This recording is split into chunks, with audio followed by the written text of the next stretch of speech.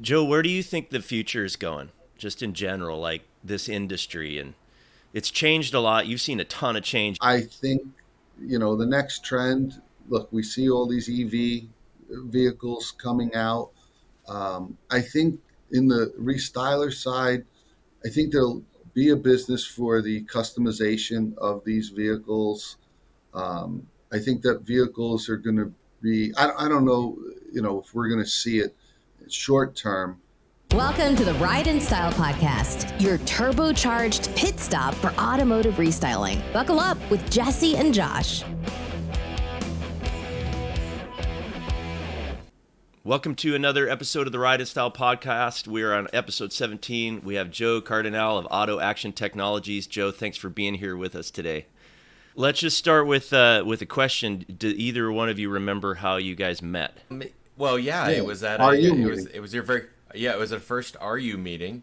So we invited Joe and Jared at the time to come to San Well, Francisco. no, yeah, Jared went on his own, I think, Oh, the okay. first time.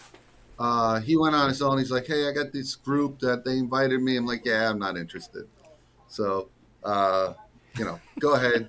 He's the politician of the business. So I said, just go see what it's about. He comes back. He goes, "Joe," he goes, "that group is really meant more for you than for me."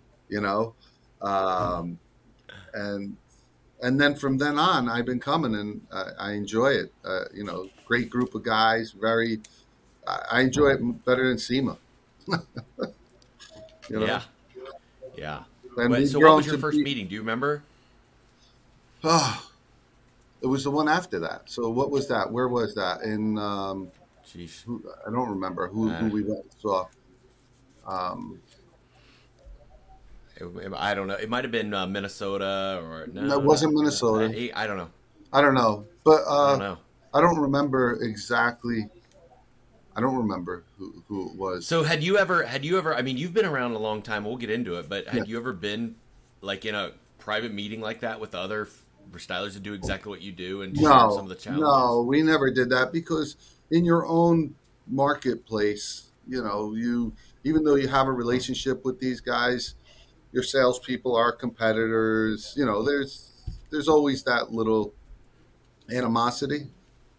You know, Yeah. so but no, I mean, one on one, we've sat and talked, but never Yeah. never as a group. No. Yeah. So what have you found the benefits? I mean, of the group. I mean, not maybe not practical things, but overall, what if somebody was going to go be a part of it and they go, "Hey, Joe, you're part of a group. What are the benefits? What do you gain from being part of something like that?"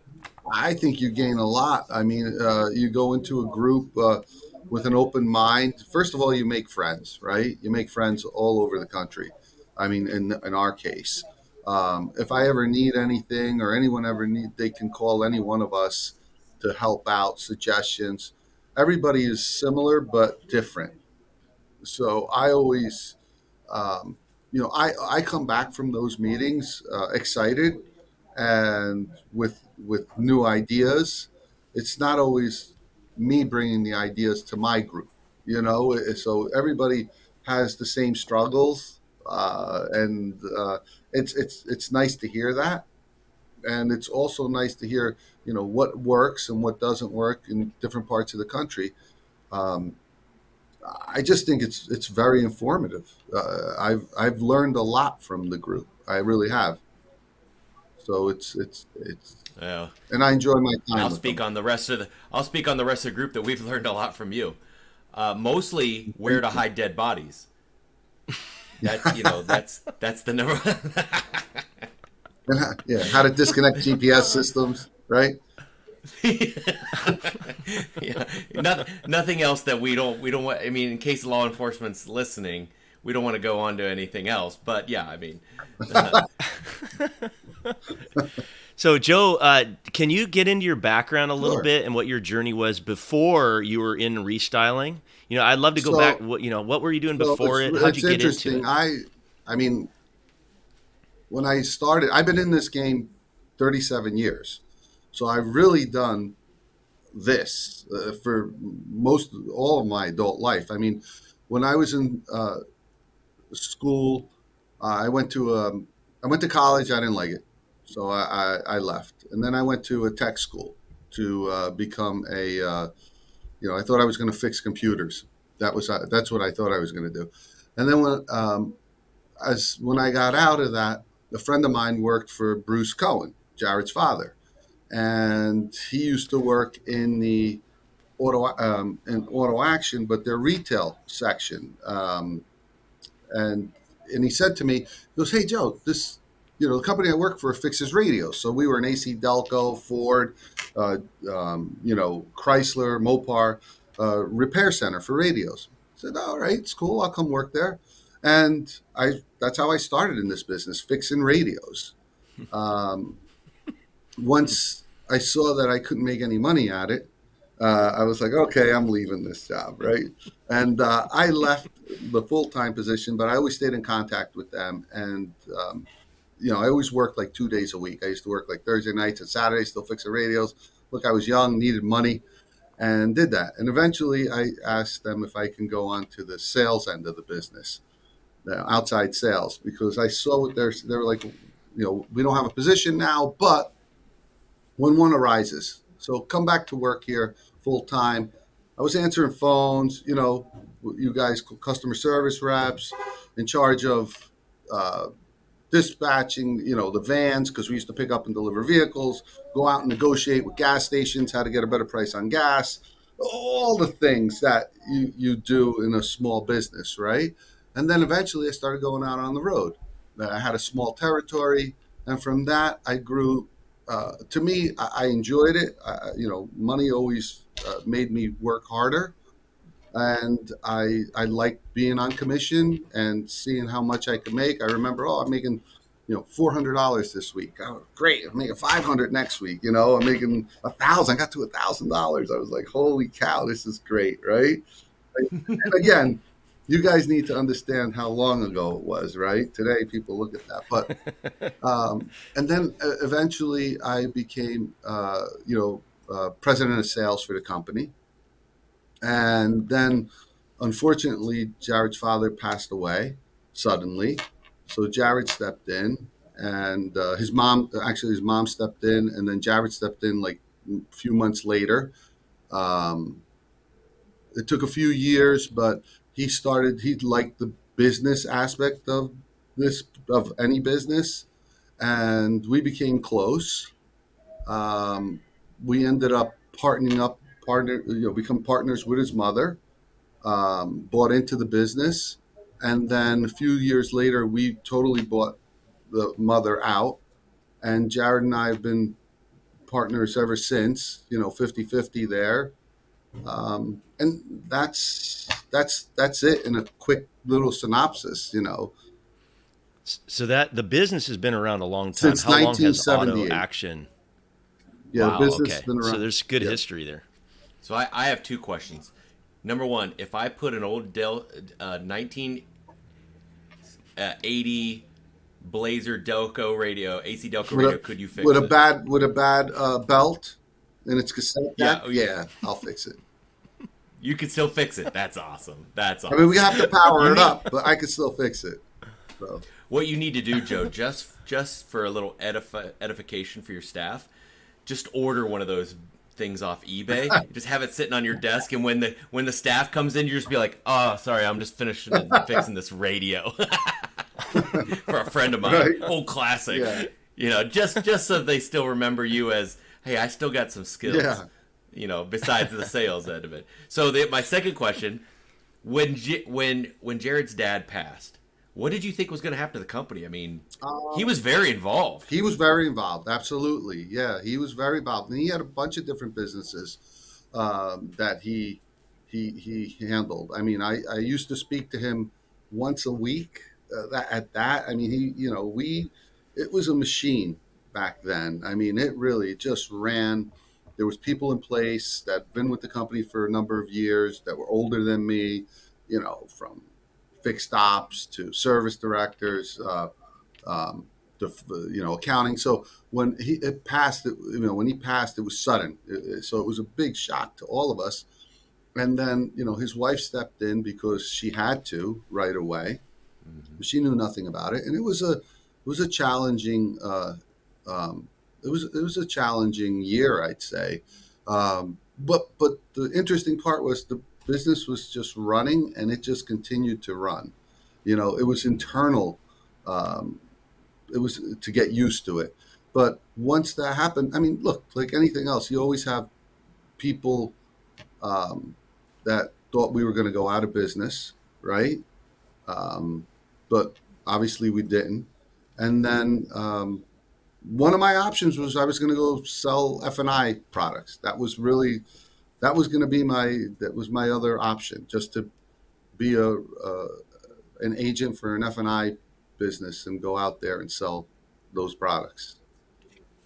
But Yeah. I mean, I felt like part of the family, so I wanted to stay. I remember telling his mother that I wouldn't leave. I would stay till the end. If she decided to sell the business, give me first crack at it, if I could do anything with it. But so Good for you. yeah, Joe, what were some of your biggest challenges that you faced in this business, in the industry? our customers. I mean, He's sitting in a dealership right now. I am. I'm in a dealership right now, so He's like, I can't stand these guys. No. no, they're good guys. But biggest challenges over the years, there's been so many. I mean, I think the biggest challenge is how to learn how to adapt quickly. I can't just pinpoint one, because even today there's challenges, right? I mean, we've been through what we thought were challenges back then really were not challenges. We've been through COVID. We've been through chip shortages. We've been through inventory shortages. Now we're going into high interest rates. I mean, there's always a challenge, always. Joe and I were talking on the phone the other day how this business is a grind. Yes. Maybe tell everybody what you mean by that. What does this mean? The restyling business is a grind. It's a grind. You have to be on top of your game every day. You have to be out there every day, and you need to figure out how to make a day out of it. It's just between employees and customers, right? It's challenging. It really is. Did you guys ever try anything that you considered that was a failure? Like we all try stuff and then it doesn't work. Do you have anything that comes to mind? They're like, 100%. Oh, that didn't work out. So Jared and I have always been and type of people. We started a wheel repair business, right? A mobile wheel repair business. So we're like, wheel repair, it's great business. We should do it. We see these trucks at dealerships. Let's go do it. So you can get into a franchise wheel repair business, right? That's probably, if I had to do it all over again, that's how I would do it. But not us. We go fly to Canada. I'm not paying no franchise fees. I ain't paying franchise fees, so we go to Canada and to someone that has these wheel machines and how to fix them. So Jared and I go. We don't know how to do that stuff. I mean, we just look at it, but we don't know. So we get there, Halifax. So we fly to Halifax, right? Yeah, wow. We get there.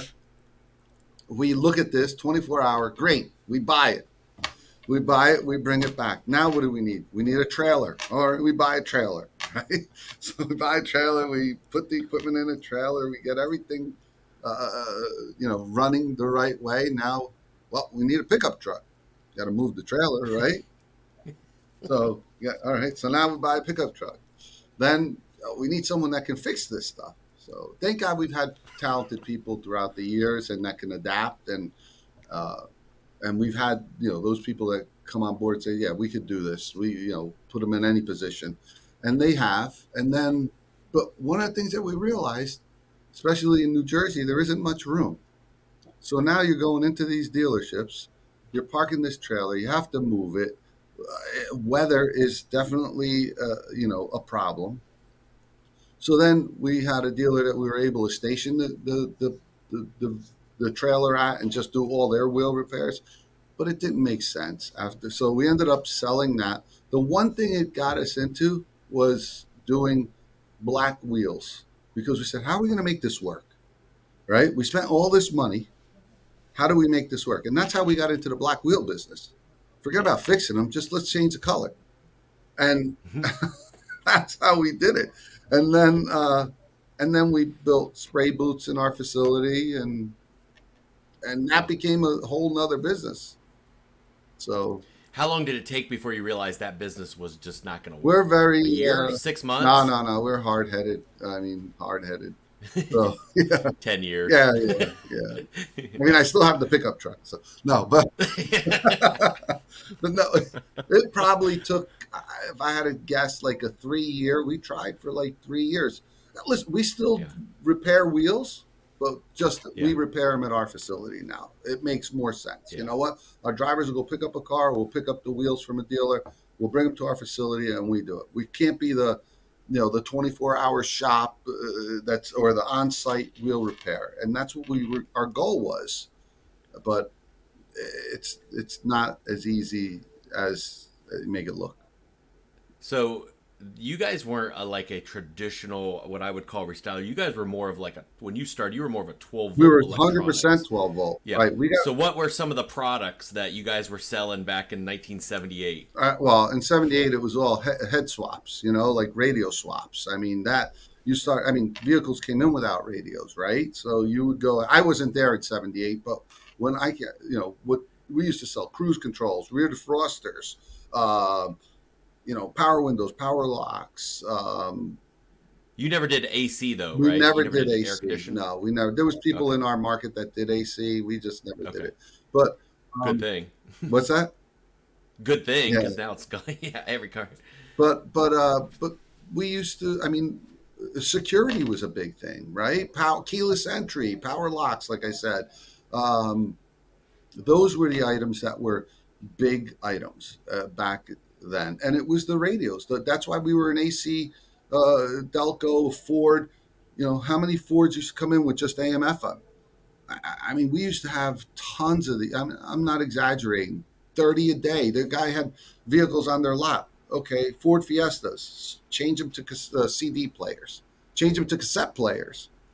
And Yeah. our techs would go. I mean, Josh, you've been in it a long time too, so you remember those days. You know, It was actually super fun because to pop out the radio on a Ford Need those and then sticks. pop in a Yep. cassette, easy money. in and out. A tech Yeah. could do a ton of those. Yeah. We used to put installers at dealerships, that used to sell after sale and have, we probably had 7 or 8 big volume stores that our techs were there all the time, multiple. So what was your reaction to remote starts when they first came on the market? Do you remember like your first like Oh, I remote loved start? them. Like I loved remote starts. I was one that I used to sell remote starts all the time. I loved it. It was in my car. I used to love, going out for, let's say, ice cream with my wife, and someone be leaning on the car, and I would press my remote and start it, and they would jump, right? Like, what the hell's going on? So, but it was an easy sell once you got it. Once people put them in their cars, they realized, wow, this is cool. Besides that, it really does cool off my car in the summer and heat it up in the winter. And it was a great product, and we ran with it for a number of years. So what was the next product line besides 12 volt that you guys tried to transitioned into? So it was leather. Leather was Leather. definitely the next product that we transitioned into, and it was a no-brainer because our customers used to ask us, "Hey, do you do leather?" No, and we were like, even if you were doing a mobile video, oh, I'm sending the car out to do leather, because the leather guys started to get into some electronics because of that. Mm-hmm. They started doing mobile video, and it was like, well, wait a minute, now we have to wait, or where'd that video? Oh, you know what? The guy who does my leather did the video. So we got into the leather business, and leather sunroof business. That was our next transition, and just going out there and telling our customers that we offer this product, even though they had relationships with someone, it was easy to be a one-stop shop for that customer, for the dealer. What brands were you working with at the beginning for leather and for So sunroofs? it was You remember? Roadwire. It was Roadwire. Caskin would not open us up, and I don't blame them. They protected the Yeah. territory. I mean, they They were loyal. yeah, they did the Yeah. right thing. They wouldn't open us up. Like, yeah, everybody wants to do this, but Roadwire came in and opened us up and grabbed some, slack from, I guess, some of their customers. But at the end, I think it was a smart play for them at that time. Isn't it true? Like all these products we sometimes get into, it's because we get forced into them. Yeah, I mean, that's how I got into spray and liners and hitches and tint. It's because we end up getting forced into them somehow, some way. The demand. It's not like we're looking for these things as much as 100%. we're like, hey, I'm starting to lose business if I don't do this. Right. You just, like you said, the challenges, right, Jess, and how how you need to adapt. I mean, we do we do running boards and hitches. I would have never done a running board and hitches 10 years ago. I never. Today we have an accessory category in our product lineup. We have um, again paint. If I ever thought I would paint emblems, I mean it's crazy. I think about that a lot. Saying how we get forced into what we're actually offering today. Earlier, you mentioned 2020. I'm curious how you guys have had to kind of navigate the supply chain issues or the low dealership inventory and the economy. And like, are there certain things that you guys have had to do different or adjust, or how have you pivoted? How's it affected you, if any? Sure. So, I mean, first thing was we had to, basically like restructure from the company. We used to have um, multiple locations. We had more employees, and everybody got nervous and cut back. And then without the actual inventory coming in, we had to cut back on employees, on our inventory. You watch your inventory a lot more. A lot of the stuff is just in time ordering. I don't need to have what I used to have in inventory at all. And then Jared actually, and I always give him credit for it because that's what he did. He got into the fleet business. So he was like, you know what, the car dealer business isn't, I don't like it. You guys run out there every day and struggle to pick up cars and to get these guys to sell our products. And the manufacturer is our biggest competitor, right? The manufacturer keeps putting stuff in. They're our biggest competitor. It's not someone else that does what we do because I couldn't handle all the car dealerships if I wanted to. Yeah, I mean, that's the truth. So he got into the fleet business and we started, and not our traditional fleet business. He actually, was talking to Verizon, was talking to these major companies that sub labor out to install different products for their customers, right? So we're like, it's almost like we're a customer of a customer, right? And that's been great for us as a company. We have now about 15 or 17 technicians strictly for that business. We have 5 or 6 mobile vans for that business. I mean, it's for the first time, uh, last month's sales, our fleet division beat our car dealer division.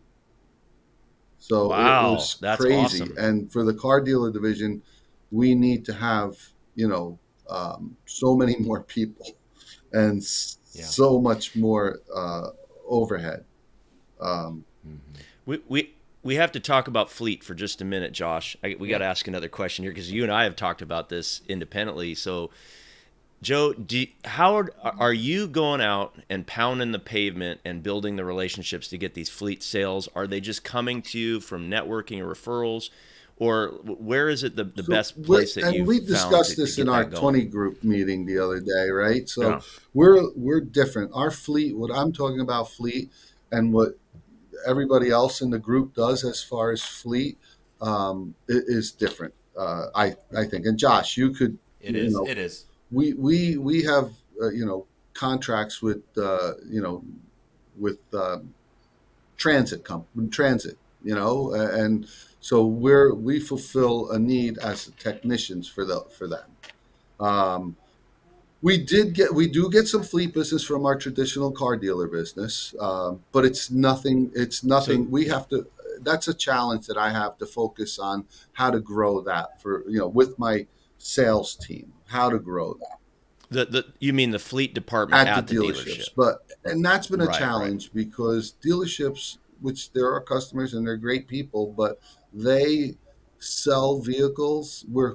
They sell fleet vehicles, and we have great relationships with them. But all they want to do is just sell the vehicle. They really don't Yeah. care about Yeah. anything else. And sometimes it's too late. So we actually hired a fleet specialist right before COVID to just target, and we were doing email blasts, we were doing all that, and then COVID hit and it killed everything. It really did. That whole Yeah. fleet business, we had some great leads, for DVRs. There's a business in that business. Our goal is to start it up again.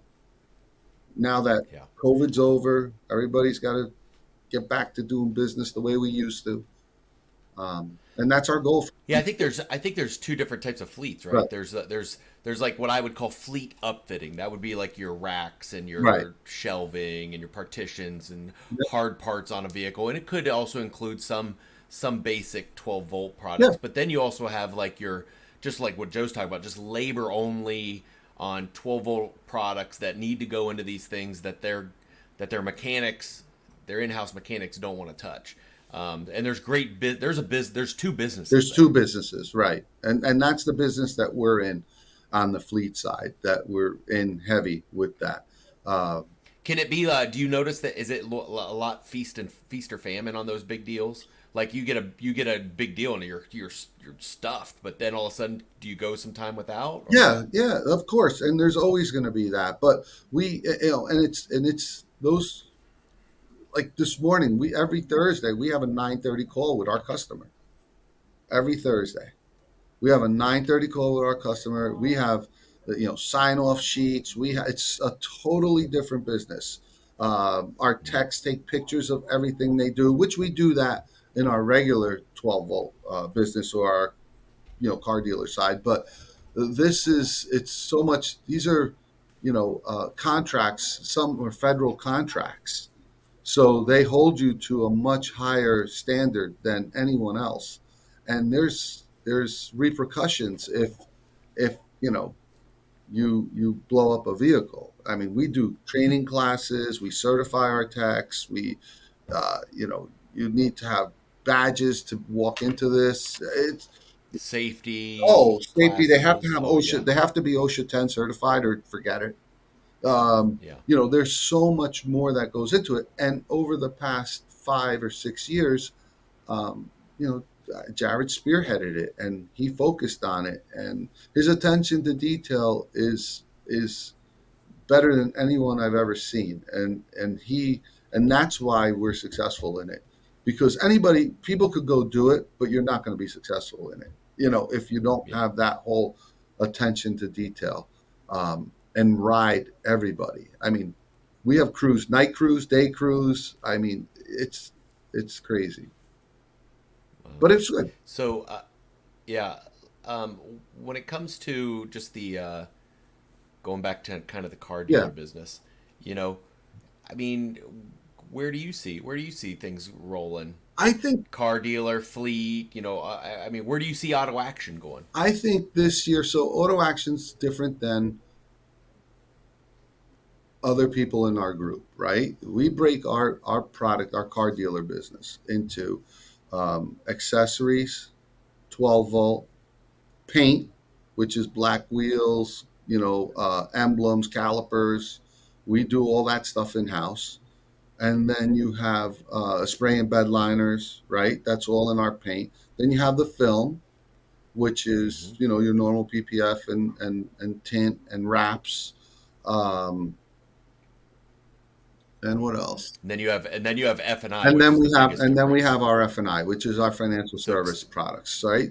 So yes, every dealer, which is different than Jesse. That's different than most restylers. Most restylers are not in Mhm. the financial products game. So Joe, maybe talk about that for a minute. yeah. Was why'd you guys get into that? And I So mean, again, that's like something, right? This happened. I'm at this dealership today pitching yeah, vehicle service contracts. I just had a meeting with the owner on vehicle service contracts. So, um, and then, hey, what about blacking out a vehicle, right?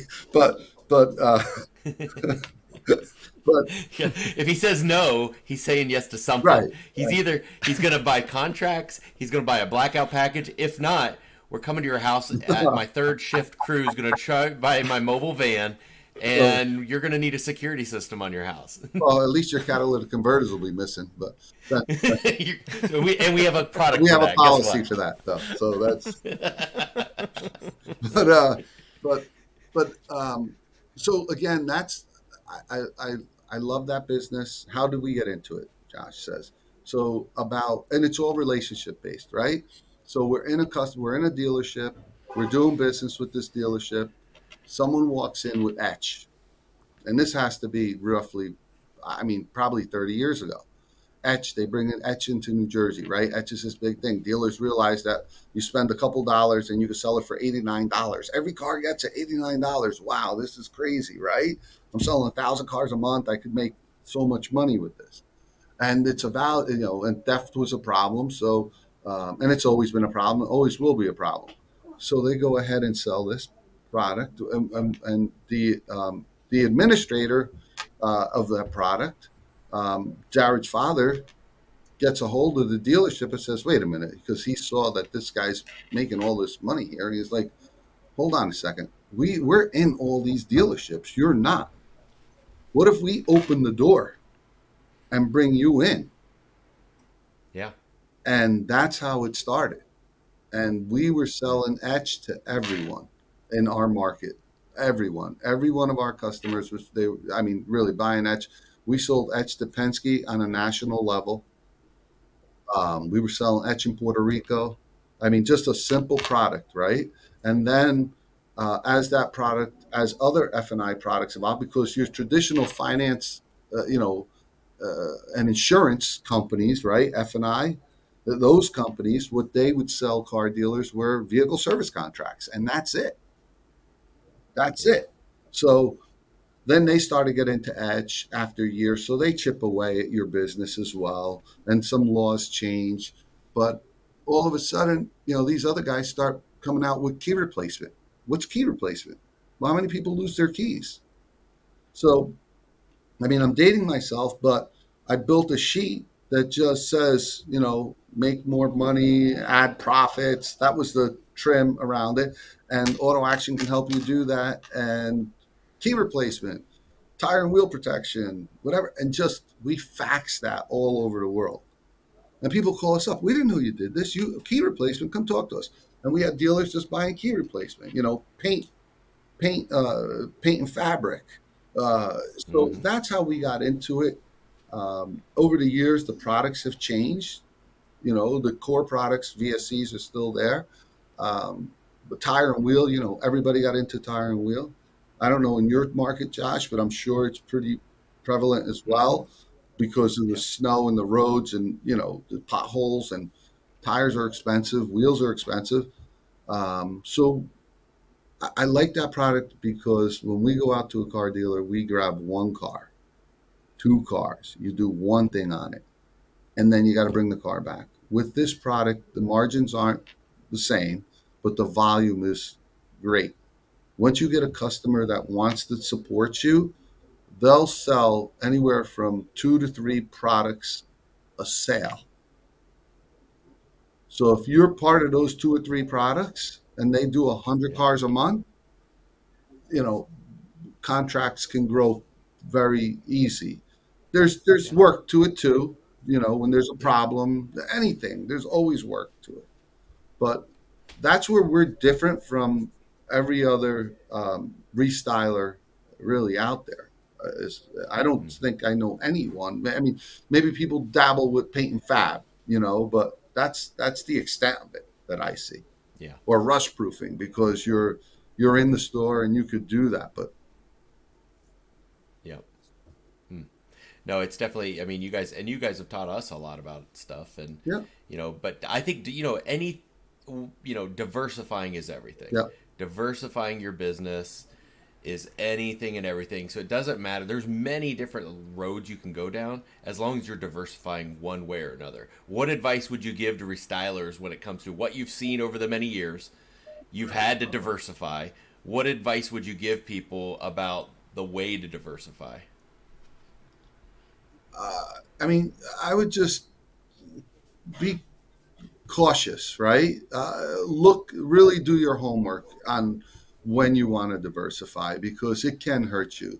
We were able to take that tire and wheel machine, or that business, and turn it into something else, and do black wheels in house. And I know a lot of people sub them out still, right? Because you need to have the facility to do it.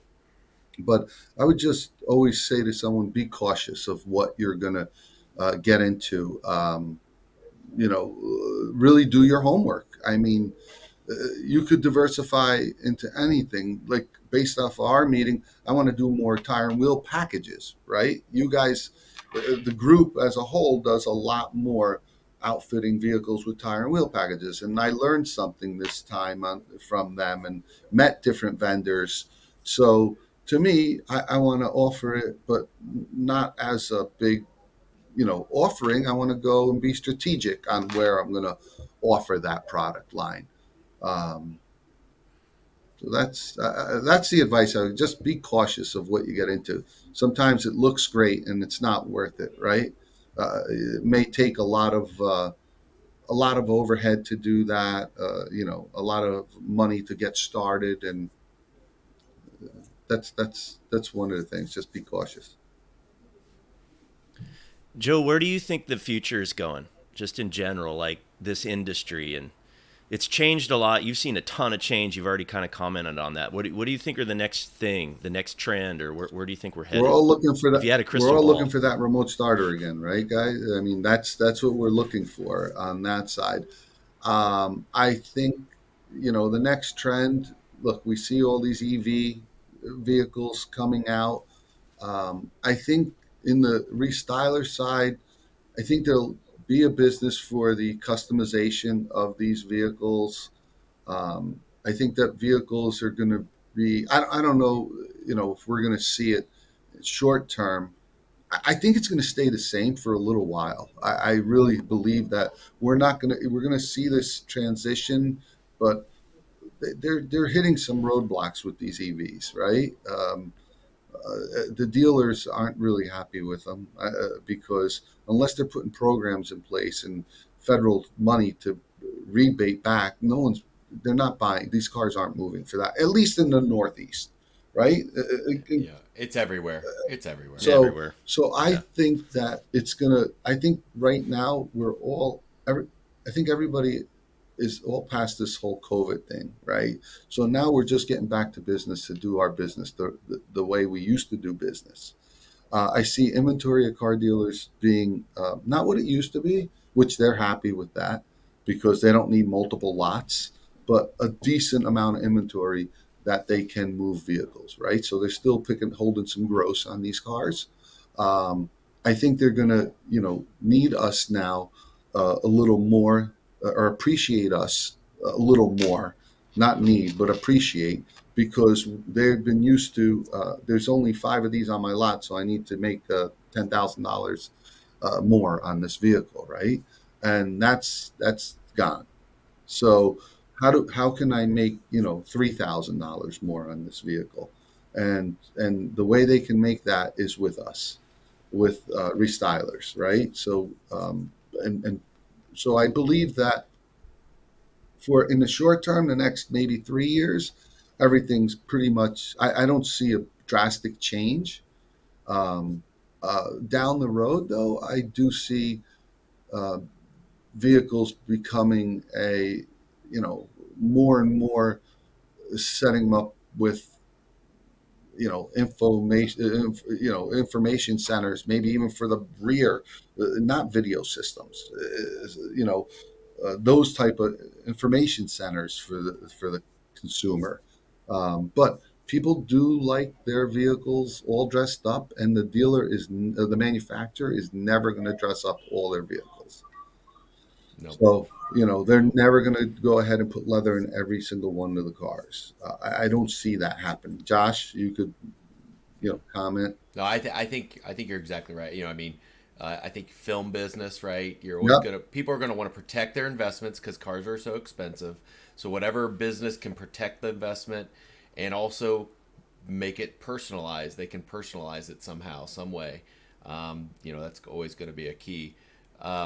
Joe, so let me talk to you. So we've got a sales manager here, right? So Joe's always like, yeah, he's an owner and everything like that, but he really considers himself a salesperson first. Right. So absolutely. Joe, what do you if you're talking to the salespeople out there, how do you go in and present yourself to a dealership?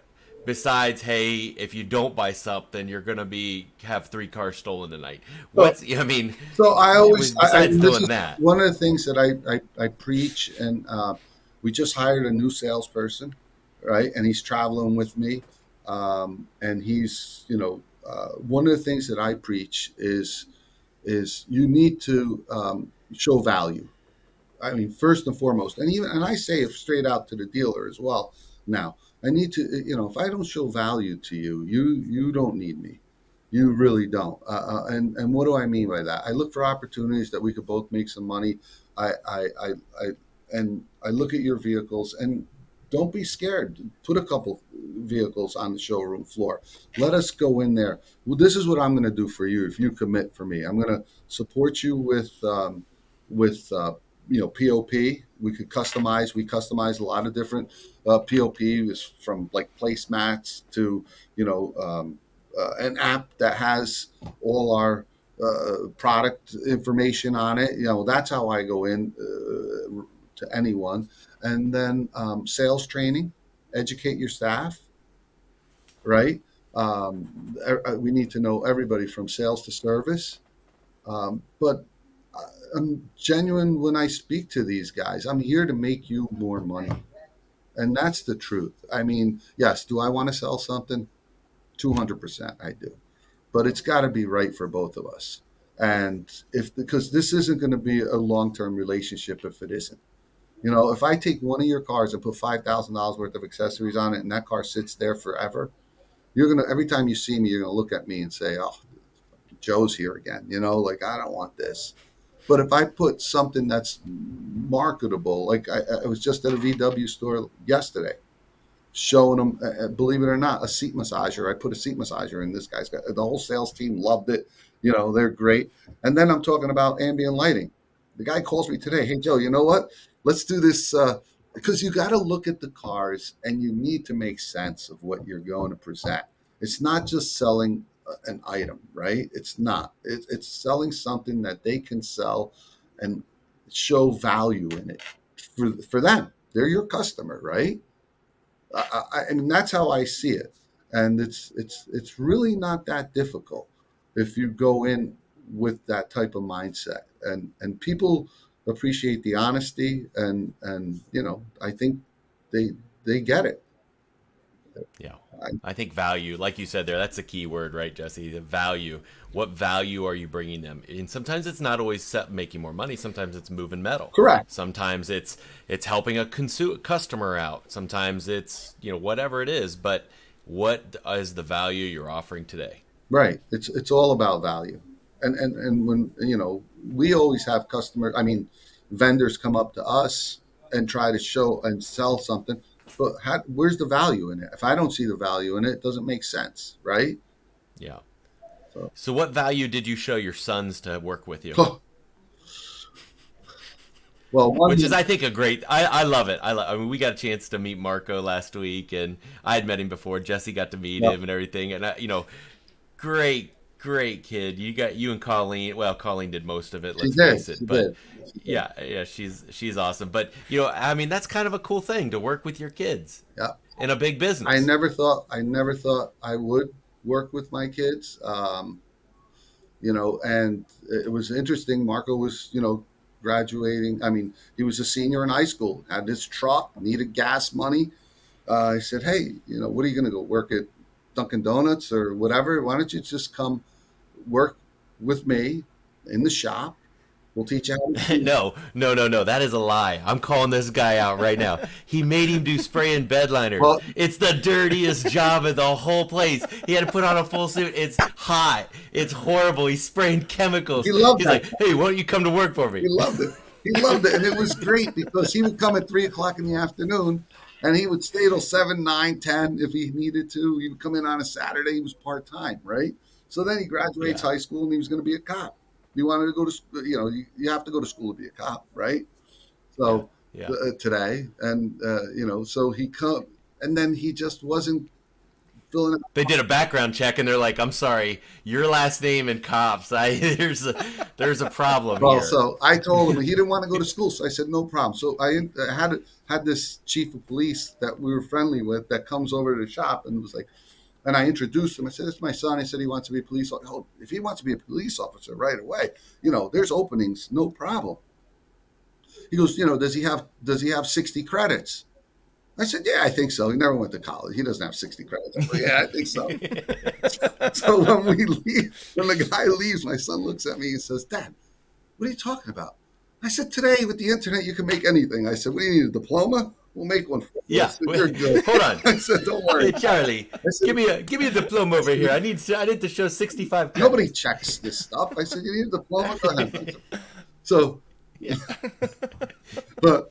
so long story short, he's still part-time. He graduates. He's still part-time. So one morning he comes in. It's like 9:15. I was like, 9:15? I said, "What happened?" So he comes back at me. He says, "I'm part-time."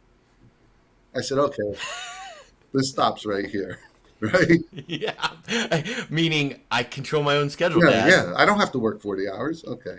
So bottom line is we had a conversation, go to school or come here full time.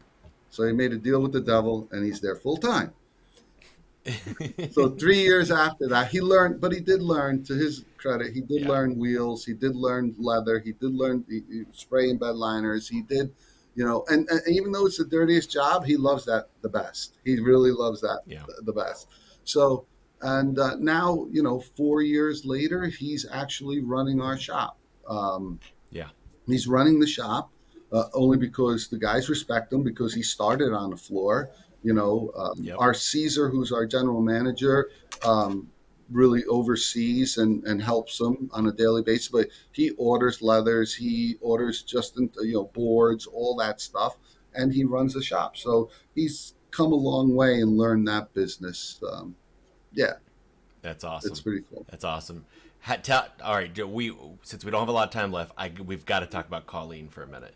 All right, go ahead. How awesome. I'm not going to tell all the stories. Nah, I just want to say, Colleen, how does she feel having a restyler that she's married to for 30s? She's been a restyler for 40 years. Now she's got 2 kids in the business. So the dinner table, what does she think about this business? The dinner table has definitely changed, right? I used to come home from work, and I'm not the type of person that talks about my day. I'm grumpy as hell some days, right? So I don't want to speak to anyone. Your phone goes off all day long. You're answering emails. You're talking to customers. When I get home, I'm done. And I wouldn't talk. She, "How's your day?" "Good." "All right." Well, and then she would start talking about it. And I was like, I'm good. I'm good. I don't want to really speak to anybody today anymore. So that was for years. That was, not every day, but for years that was conversation. Now we come home, and my oldest son works in the fleet division. He's with us. My daughter answers phones, and she's in customer service. So now at the dinner table, "Did you see that customer today?" "Oh," I go, "What?" And I go, "What did you sell today?" I said, "You selling?" My daughter, "Did you answer that lead?" And she said, "Marco, did we get that leather done or not?" I'm like, "Marco, did you make that SKU?" And And Colleen's like, ah, gosh. And some nights now, so the dinner table, so we try to, and this just recently happened. We're trying not to discuss all Talk that about it, stuff, yeah. right? So, Jesse, we're going to do a future podcast. Now, this is actually my wife's idea. Maybe my wife's and Ralph's idea. Oh yeah. We are going to do housewives of restylers. And let me tell you, Colleen is going to be on it. I've already asked her. She said she would do it because she would be amazing. She's got the Jersey accent, and she's just super sweet. And we're going to have her on True Housewives of Restylers. All right. She'll fit right in there. I can't wait to see what she's going to say about Joe. I can't wait. Well done. I don't know if we can Joe, even air I just that. have a couple. I don't think you could air that. But Joe, I just have a couple Sure. quick questions left. So, if you had to share some advice for somebody just starting out in the restyling business, what would it be? Maybe the advice you give your kids or something. I mean, in the restyling business, I don't know. That's a tough one. You know what? Start small. Work. Have good relationships with your customers. And the best advice I think would be start small. Control your inventory. Don't go crazy with anything because watch your overhead. That could kill you. For anyone that starts, it's always how do we get paid, right? How do you get paid by your customers? And we've been in business for a number of years, so we have those relationships, and they know us. You're an approved vendor, right? A lot of times, it's not just going out and getting the job; it's making sure you get paid for it as well. So my advice would be start small. Watch your inventory, watch your receivables, just anything. Work with the customers perfect. that you have a good relationship with. That's perfect. What's the next big project or goal that you guys are excited about for your business? I'm excited about retiring. I'm excited to, that my kids learn more about the business and that I could go to a part-time schedule. That's really what excites me. Wait a minute. Does that mean on like a Tuesday afternoon, instead of waiting till Saturday, you're going to be in the backyard barbecuing with the pool and the drinks in hand? In the summertime, and the that's what grandkids that are there. means. That's what that means, right? 2, 3 o'clock in the afternoon. You know what? And just call me if you need me, but don't call me. Don't call me. Don't call me. Call me if you need me. Don't call me though. No, but Awesome. all kidding aside, the exciting part of it is, I think our exciting part of it is for us is that fleet division. That is exciting, and we see that as a major part of our future. Auto Action's future. Our car dealer business will be there. And I think, like I said, the next 3 years, I don't see much change. And then when it does change, we'll change with it. But that's really what we're just to right now, stabilize and grow. That's all. Yeah. Well, you guys have done just such an awesome job. I'll let Jesse ask his last question that he asks everybody, but Okay. just everything you guys have done, and listen, it isn't easy. You were right. It is a grind. You're the one that came up with that word, and I was like, he's right. It's a grind. But if you keep it in, if you keep your gas, the gas to the floor, and pedal To the metal. it doesn't go very long before all of a sudden you hit a bump in the road, but you taught me the faster you go, the less likely you're going to feel a bump. And if it was, it might have been a body, but that's okay. Yeah, it doesn't matter. So, Joe, if people are interested to learn more about your Sure. company or you, how do they get a hold of you? Where would you like to send Yeah, folks? so they could go visit our website, right? Auto Action Technologies. They could visit our website. They can call our location at our number 908-964-6290. They can email me direct at joec at autoaction.tech. So, those I think Awesome. would be the best way to contact us. And your credit card number? It's 222. Thank you, Joe. Thanks so much for being on. Thank you, on the guys. show This here was today. really Yeah. great. It was, we had some laughs, and thank you. Thanks to the Godfather. All right. Keep it up, Joe. All right. Take care, guys. All right, take care.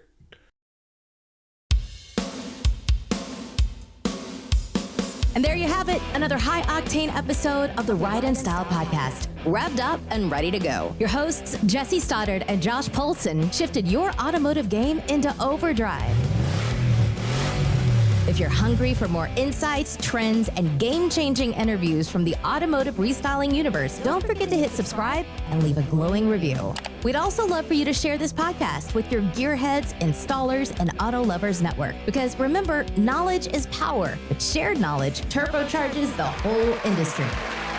For more expert resources to supercharge your business, cruise on over to autostylemarketing.com, your one-stop shop for everything automotive marketing. Until next time, keep those wheels spinning and your passion ignited. Thank you for riding in style with us. See you on the next lap.